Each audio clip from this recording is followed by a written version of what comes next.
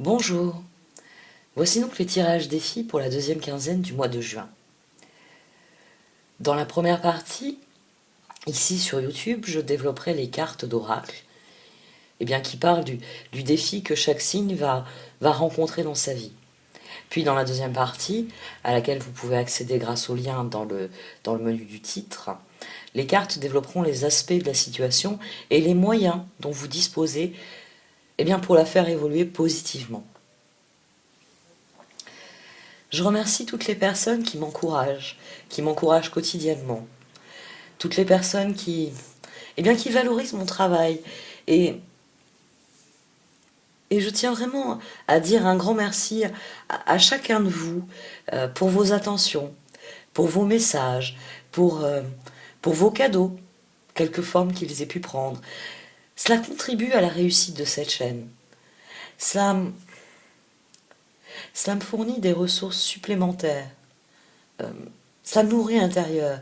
Ça me permet de travailler sereinement, d'envisager de nouveaux développements pour l'avenir, en me formant à de nouvelles, à d'autres méthodes notamment.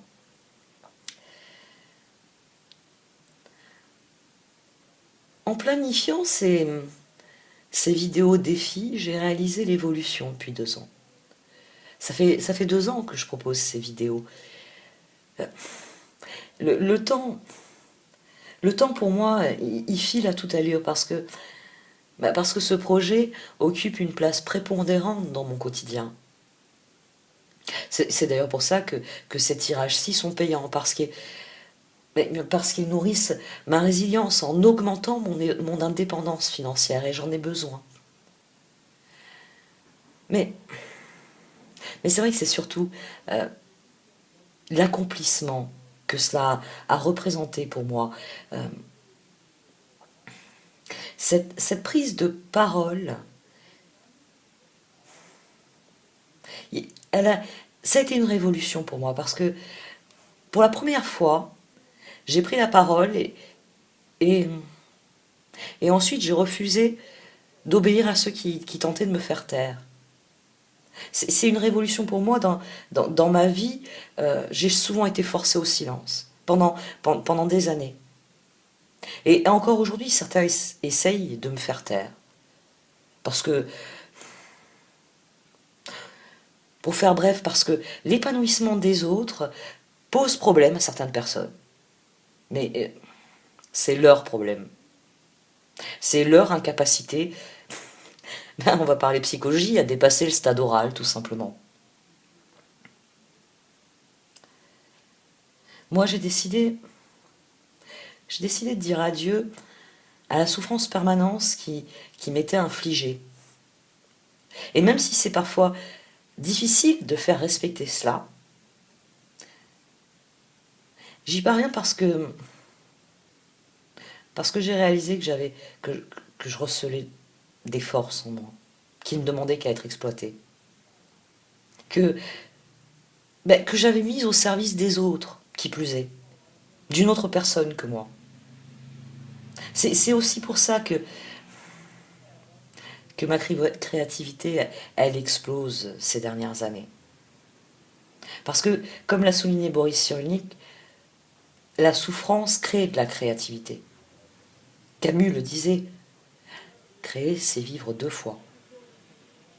Parce que la résilience, c'est la créativité. C'est la capacité à apprendre, à comprendre, à créer. La capacité à être en expansion. À être en expansion, quelles que soient les circonstances extérieures. C'est pour ça que l'école, que l'éducation, la culture sont primordiales, parce qu'elles construisent un esprit sain, qui peut, dès lors, arborer un corps sain et créer un environnement sain. C'est cela qui est difficile à trouver, c'est cet équilibre dont parle la carte tempérance. Parvenir à éloigner tout ce qui est toxique sous toutes ses formes, quelles qu'elles soient. C'est un combat dans un premier temps. Mais la libération qui s'ensuit est magique. Parce que jour après jour, vos forces s'enrichissent, vos ressources grandissent, Vos expériences vous font mûrir. C'est au sein de ce cercle vertueux qui explose littéralement que votre créativité peut s'exprimer totalement. Parce que vous faites avec ce que vous possédez et, vous augmentez votre maîtrise de vos ressources. Parce que solution après solution, la résilience s'installe. Vous n'êtes pas à l'abri des coups. J'en ai reçu de très mauvais en début d'année. Mais mon leitmotiv, il s'était renforcé au fil des années. Lève-toi et marche. C'est pour ça que j'ai poussé ce cri du cœur début mars. Pas seulement parce que je voyais arriver le mur. Lève-toi et marche. Parce que je sais que ma créativité et donc mes ressources sont infinies. Et que ma résilience s'en nourrit. Parce que oui, la créativité est infinie. Je suis en très grande admiration devant Maya Angelou. Elle a dit des choses merveilleuses, des choses extrêmement fortes, extrêmement significatives. Et l'une de ces phrases les plus simples est pour moi une des plus rédemptrices qui soit. Vous ne pouvez pas épuiser votre créativité. Plus vous l'utilisez, plus vous en avez. Une fois qu'on a intégré cette vérité-là, on peut comprendre que plus on vous attaque, et plus vous avez la capacité à créer. Parce que, au final, c'est vrai que c'est un côté réducteur, mais il s'agit de mettre un terme aux tentatives de destruction extérieure, en puisant dans ce qu'on a de meilleur à l'intérieur. Notre civilisation en a besoin. Nos sociétés ont perdu le sens des valeurs humaines. Nos sociétés ont besoin de créativité. Elles ont besoin de résilience individuelle, qui permettent au collectif de surpasser ce mensonge géant. Parce que le mensonge se répand sous toutes ses formes dans le monde. Depuis l'idéalisation des apparences au faux semblant des grands discours. Nous sommes dans un monde qui culpabilise les victimes par des discours réducteurs où il y a une manipulation de double contrainte. Le mécanisme de double contrainte est une aberration. Ça amène une dissociation profonde et cette dissociation, elle s'est faite progressivement au fil des années. Elle s'est faite d'abord au niveau individuel et à présent, ça déstabilise le collectif. Parce que on a prôné une société dans laquelle on dit des choses et on en fait d'autres. Notre monde se meurt. Et nous ne faisons rien. Si, nous faisons de beaux discours, nous faisons de grands colloques qui mobilisent des ressources. Des ressources. C'est infernal. Nous sommes si déconnectés de la réalité que nous ne percevons même plus l'étendue de notre propre agonie. Le bien-être est devenu une référence abstraite, ou pire, télévisée.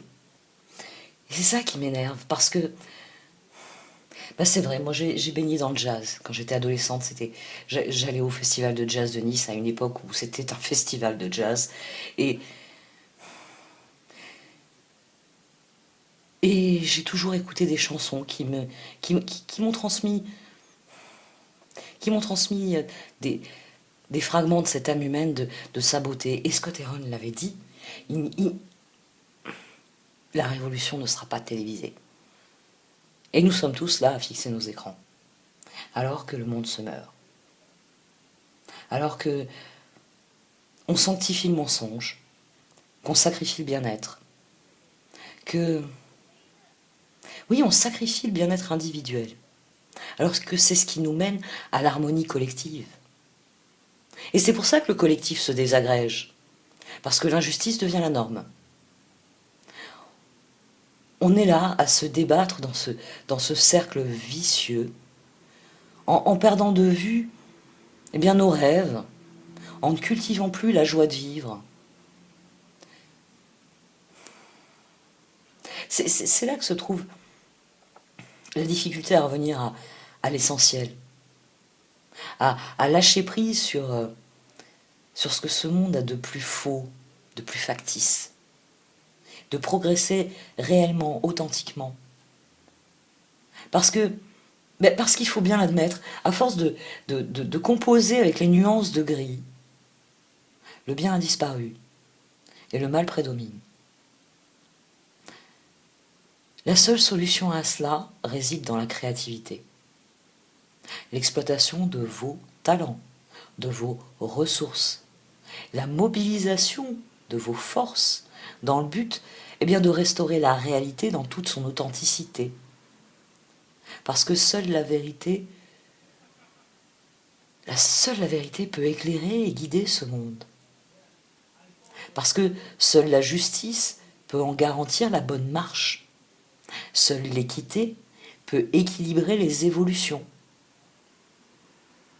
On en vient à la créativité. C'est elle qui crée la résilience. Cherchez des réponses, cherchez des outils. C'est dans cette optique que je publie ces vidéos, pour vous fournir des outils de réflexion, pour nourrir votre intuition, pour renforcer votre confiance en vos propres capacités. Au quotidien, affinez vos connaissances, tirez des leçons de vos expériences. Faites des ponts entre vos connaissances et vos réflexions. La créativité, c'est un tout. C'est le meilleur des leviers, c'est la plus sûre des armes. Alors, servez-vous-en, exercez-la, nourrissez-la de vos rêves, laissez-la vous guider dans vos projets. N'oubliez plus jamais qu'elle est infinie, que c'est un moteur inépuisable parce qu'il trouve sa source dans ce qu'est l'âme humaine. Et là, vous sortez du cercle vicieux, vous rentrez dans un cercle vertueux qui, eh bien, quand vous créez, nourrit votre confiance en vous, qui vous permet de voir fleurir des opportunités sans plus les voir comme des épreuves. C'est ainsi que vous enracinez le bonheur de manière durable dans votre vie, que vous rêvez éveillé, en saisissant à chaque instant la beauté de l'existence.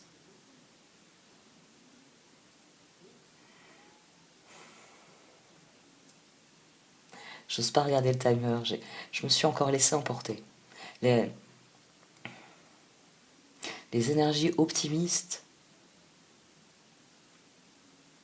oui, les énergies sont devenues optimistes. Le mois de juin, il bouillonne de ça. Il bouillonne d'idées, il bouillonne d'avenir. Hein, je vais conclure ici avec une des merveilleuses citations de Mandela. Un vainqueur est un rêveur qui n'abandonne jamais. Bakulumbe Kanjalo Mandela.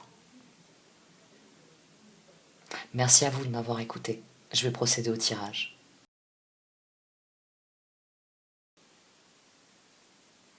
Voici donc votre tirage pour cette deuxième quinzaine du mois de juin, amis Gémeaux.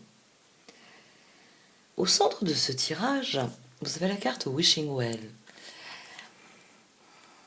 Le propos entier de ce tirage est de vous encourager à faire des choix qui vous plairont, mais qui surtout vous plairont. C'est un tirage qui vous encourage à être un peu plus égoïste, à faire des choix qui importent pour vous, sans vous laisser influencer par les attentes des autres, les besoins des autres. Et Wishing Well souligne bien que vous savez ce que vous voulez faire de votre vie, que vous savez comment vous voulez la vivre. Et dès lors, cette carte, elle vous encourage à donner l'impulsion aux événements, à lancer la pièce dans le puits afin que eh bien, le prochain pas que vous ferez après avoir lancé la pièce et fait le vœu, posé vos intentions quant à ce que vous voulez vivre dans votre vie, automatiquement, vos pas s'aligneront sur ce que vous avez souhaité. C'est une carte qui souligne que l'intention avec un grand I est primordiale. Parce que forcément, nous avons tous eh bien, cette tendance à aller vers ce qui nous plaît vraiment, vers ce qui nous ressemble. Nous avons tous en nous ce besoin de nous accomplir par nous-mêmes, individuellement, et de nous sentir à notre place, de nous épanouir dans ce que nous sommes, dans ce que nous vivons. Et dès lors, eh bien, cette carte, elle vous encourage à faire le bon vœu. Le bon. Celui qui relève vraiment profondément de ce que vous êtes et de ce que vous désirez vivre. C'est en cela qu'il s'agit de faire le bon vœu. De bien souhaiter ce que vous désirez obtenir. Parce que l'esprit humain,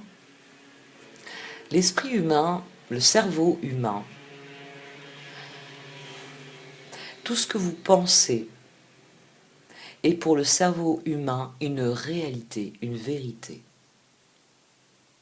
C'est pour ça que quand vous vous dites le verre est à moitié vide, votre cerveau va enclencher la procédure que nécessite un verre à moitié vide. Alors selon votre âge, selon les circonstances, il va adopter la tactique qu'il estimera la plus cohérente. Dans certaines circonstances, eh bien, vous allez vous contenter de dire « Est-ce que je pourrais en avoir un peu plus, s'il vous plaît ?» C'est très poli, c'est correct, c'est ce qu'il faut faire. Votre cerveau vous guide vers la bonne solution. Et dans des circonstances plus difficiles, là je prends la métaphore du verre d'eau, nous ne manquons pas d'eau dans notre monde occidental, mais comprenez bien que ça concerne un projet, que ça concerne une envie de faire quelque chose. Et quand vous vous trouvez face aux possibilités qui s'offrent à vous, vous vous dites « Ah mais non, moi je veux plus, je veux mieux, je veux plus grand, je veux différent. » C'est ça, hein, c'est le verre à d'eau à moitié vide, il correspond à une frustration. Et donc, on va employer ce terme dorénavant, face à une frustration, votre cerveau peut avoir une réponse disproportionnée. Parce que pour lui, la réalité, c'est que vous n'avez pas assez d'eau dans ce verre.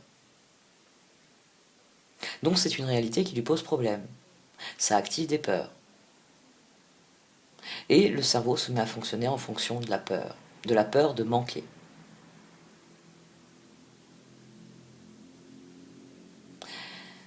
Le cerveau humain conçoit la réalité. Si en voyant votre vide, vous vous dites il est à moitié plein, le cerveau ne rentrera pas en peur panique. Il ne se dira pas il faut trouver une solution pour qu'il soit plus plein. Il se dira très bien, on va faire avec ce qu'on a. Alors, prochaine étape. Et là, vous êtes constructif. C'est très important parce que l'action que vous conseillent les cartes, c'est de réellement travailler à ce qui vous rend heureux. Et pour cela, pour développer cette joie de vivre, eh bien, il s'agit de voir la vie comme un grand jeu, comme une grande aventure, comme une source de joie inépuisable. Ce n'est qu'à cette condition que votre cerveau se concentrera sur ce qu'il va faire de cette eau. Au lieu de penser en fonction du manque, en fonction de la frustration. C'est un mécanisme très difficile à expliquer, mais chacun de nous l'expérimente à partir du moment où l'on réfléchit à la situation et on l'aborde de manière optimiste en disant quelles sont les solutions qui s'offrent à moi, comment puis-je aller plus loin, comment puis-je faire mieux, la différence entre là où vous êtes maintenant et là où vous voulez aller, ce sera toujours ce que vous faites. Ce ne sera pas une attaque de panique, ce ne sera pas un comportement disproportionné par rapport à la situation. Non, c'est ce que vous allez faire de manière constructive qui vous permettra de progresser. Et les cartes ici, elles vous disent d'aller dans ce sens constructif, d'affronter l'inconnu. Le conseil des cartes résume cette dynamique ici entre les deux cartes, parce que la carte, vous savez, les cartes d'oracle sont accompagnées d'un livret, et ici, chaque détail de cette image a une signification. Vous avez quelqu'un qui est fort bien vêtu, et la carte vous dit, c'est quelqu'un qui se rend au bal, qui a bien la clé, qui ouvre la porte, mais voilà, c'est quelque chose de nouveau. Il s'agit d'entrer dans une pièce où vous n'êtes jamais rentré. Il s'agit de vivre une expérience que vous n'avez jamais vécue. Vous vous êtes préparé pour ça. Vous avez mis, puisque c'est un bal, vous avez mis votre plus belle robe. Vous vous êtes muni de votre laissez-passer, qui est cette clé. Mais voilà. C'est une expérience inconnue. C'est une plongée dans l'inconnu. Alors vous appréhendez cela. Et cette carte, elle vous dit que puisque vous êtes prêt, puisque vous vous êtes préparé, pourquoi hésitez-vous? Pourquoi vous ne mettez pas la clé dans la serrure et pourquoi vous n'allez pas faire ce que vous avez décidé de faire? À partir du moment où vous posez votre intention, vous vous alignez sur ce que vous êtes. Et la confiance en vous vous fait aborder les choses avec optimisme. Dans les choix qui s'offrent à vous, faites les choix basés sur la réalité, parce que c'est ça qui va faire évoluer la situation. Details, details, clarité, clarity, clarté. Je m'en mêle avec les traductions.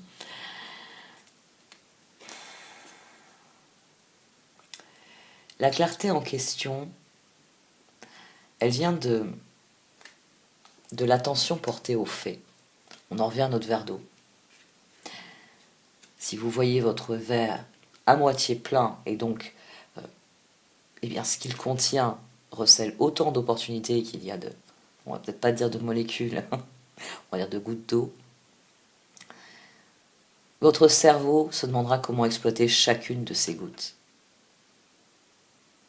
Si par contre vous l'envisagez, si votre réalité, si les détails pour vous, c'est que le verre est à moitié vide, votre cerveau va se mettre en position de blocage. Parce qu'il y a une frustration, il y a un manque. Et donc, il ne voit la réalité que comme pauvre. Il refuse de voir que cette quantité d'eau, elle peut lui servir à faire quelque chose de constructif. Et que pour l'instant, c'est bien assez. C'est votre attitude face au problème ici. C'est considérer, et ça sort aussi dans le Wheel of the Year, c'est considérer le problème selon un angle différent. Les cartes vous proposent un angle différent par rapport à votre réflexion actuelle. Parce qu'elles viennent vous dire, il faut voir le côté positif des choses. Pas ce qui manque, mais ce qu'il y a. C'est un tirage qui est prometteur. C'est un tirage où les Gémeaux, vous avez cette capacité à... Vous êtes un signe double et vous avez cette capacité à vraiment tourner sur vous-même et adopter un point de vue complètement différent. À laisser la place pour d'autres idées, pour d'autres connaissances. Et les cartes viennent vous dire que c'est le moment de faire cela. Que le moment est venu de voir les circonstances sous un angle nouveau. Et que ça va vous aider à mieux les aborder. Je vais arrêter là pour cette partie du tirage. Pour ceux qui le désirent, vous pouvez écouter le développement du Wheel of the Year qui se trouve en dessous en cliquant sur le lien dans le menu titre. Merci de m'avoir écouté. Vous pouvez aussi liker, commenter, partager cette vidéo. Au revoir.